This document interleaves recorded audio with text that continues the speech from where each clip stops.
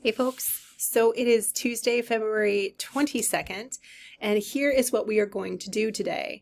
So we read Gilliam and Wooden's piece for homework, and today we are going to pick 3 of the following episodes or shorts, watch those, at least pick 2 so that you can distinguish between which one you want to write.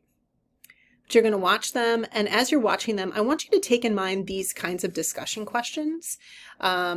These are all me pulling specific points from the Gilliam and Wooden piece, and you'll notice that I folded in page numbers. I did that on purpose so that that could help you when you have to write about the connections you're seeing between one of the films or shorts that you watched and the article that we read for class. Okay, so I'm pointing you towards page numbers to streamline that, but make note of these questions and then take notes while you're watching the shorts that you do.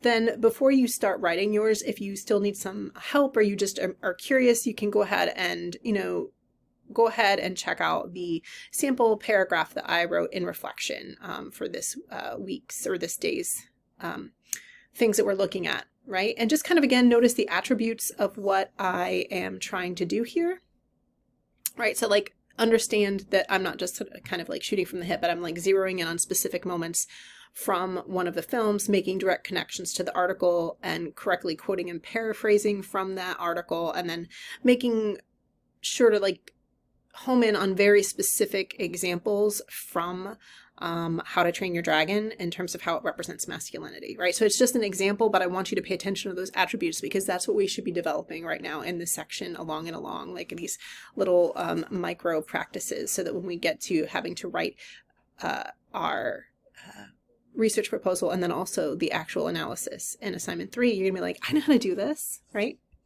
So you're eventually going to write down your thoughts into a 1 to 2 paragraph reflection, tying it to a particular film, focusing on a particular question, looking for particular examples, right? Once you do that, go ahead and meaningfully engage with at least 2 of your peers' posts, again, making sure to take those seriously and, be really supportive of the observations that your peers are making, but also help them identify other examples that prove what they're saying or complicate it, right? So there's that. For homework, you are going to read Otta and Thompson's Weight Bias in the Media, doing that 1+2 active reading model. Okay, so yeah, let's have a good day in class.